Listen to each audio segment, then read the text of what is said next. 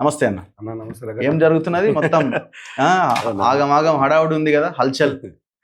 తొడలు కొడుతున్నారు, మీసాలు తిప్పుతున్నారు. ఎందుకు తడిగుడ్డలతో ప్రమాణం చేస్తావా అని సవాల్ విసిరేంత పరిస్థితి ఎందుకు వచ్చింది? అంటే ఏదైతే ఆరోపణలు చేసినప్పుడు రాజకీయ నాయకులు ప్రతి ఆరోపణలు అనేది ఉండాలి. అంటే అక్కడ ఎంతో కొంత వాస్తవం అయితే ఉండాలి. సంబంధం లేని అంశాలను తీసుకొచ్చి తన ఏం చెప్పలేక, ఆధారాలు చూపలేక, ఏదో బట్టగాల్చి మీదేస్తే మా నాన్న పడిపోతాడు, తుడుచుకుంటే మా నాన్న పడిపోతాడు అనే ప్రయత్నం చేసి ఒక మెసేజ్, తప్పు మెసేజ్ ఇచ్చే ప్రయత్నం చేసింది. అందులో నాకు కొద్దిగా నేను నిజాయితీగా ఉన్నాను కాబట్టి నేను సవాల్ ఇస్తున్నా. నువ్వు ఏదైతే ఆరోపణలు చేసినావో నువ్వు నిటారుగా నిలబడాలి.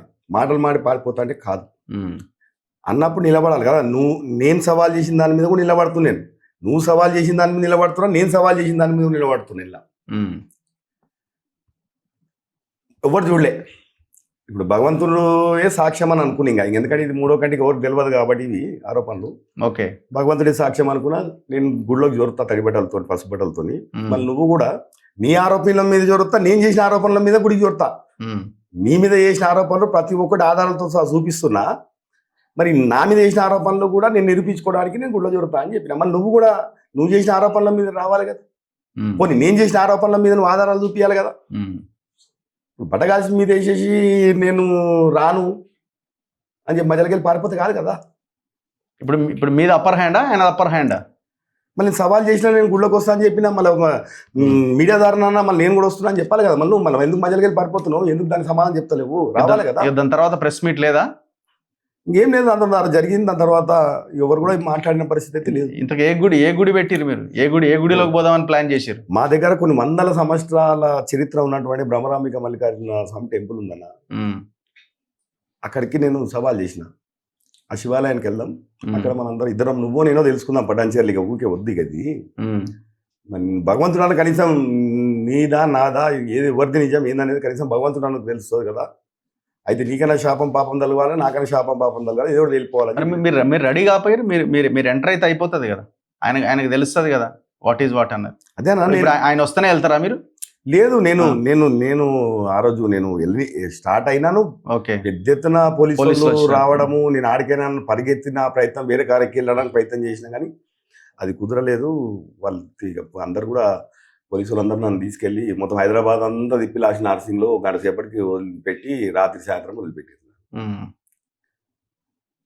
అక్కడ ఏమైందంటే వేలాది మంది కార్యకర్తలు వచ్చేసారన్న. ఓకే, అంటే నా కార్యకర్తలకు కూడా నా మీద ఉన్నటువంటి విశ్వాసం, నేను అలాంటి పని చేయను అనేది వాళ్ళకి సంపూర్ణమైన విశ్వాసం. కానీ మొత్తానికి కొద్దిగా ఫ్రీ అయినట్టున్నారు కదా. 2.5 సంవత్సరాలు ఆయన మీ పార్టీలోకి రావడము, కండువా కప్పుకోవడము, ఒక రకమైన ఒక సందిగ్ధత, మీలో కూడా టెన్షన్, ఒక ఆందోళన.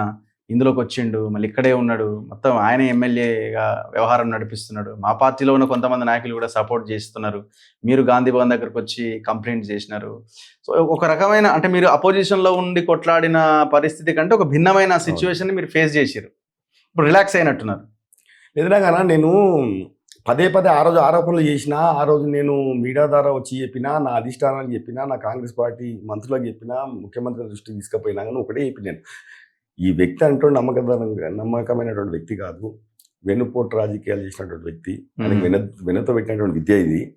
ఆయన కేవలం ఆయన స్వార్థం గురించి వచ్చినటువంటి వ్యక్తి, పార్టీ బలం చేయాలన్నటువంటి వచ్చిన వ్యక్తి కాదు. దయచేసి మీరు అర్థం చేసుకోండి. ఆయన అరాజకాలు ఇంత అంత కాదు ఆయన చేసింది. ఆ ప్రాంతంలో రక్తాలు దాగిండు, ఏ వర్గాన్ని వదిలిపెట్టలేదు, ఏ మండలంలో శివార్ల భూములు వదిలిపెట్టలేదు. దయచేసి అలాంటి వ్యక్తులని మనం ఎంకరేజ్ చేయొద్దు. ఎందుకంటే ఇది మళ్ళీ ఏం నిలబడి ఉండేటోడు ఏం కాదు, స్వార్థపరుడు అని చెప్పి నేను పదే మొత్తుకున్నా చాలాసార్లు. సరే, 2 నెలల తర్వాత అర్థమైంది. మా వాళ్ళకు కూడా సంతోషం, ఈ రోజుకైనా సంతోషం, నేను చెప్పిన నిజాలైనా.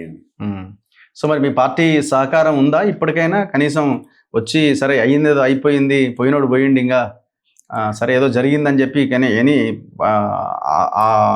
ఓదార్పు అనేదాన్ని ఉందా? ఇక నుంచైనా గట్టిగా పనిచేయని? లేదు, ఉన్నానన్నా. మా పిసిసి గారు మాట్లాడారు. మాట్లాడారు కాంగ్రెస్ నాయకులు మాట్లాడారు. సరే, జరిగిపోయింది, ఏదో మన పార్టీ స్ట్రెంథన్ చేసుకోవాలి కదా.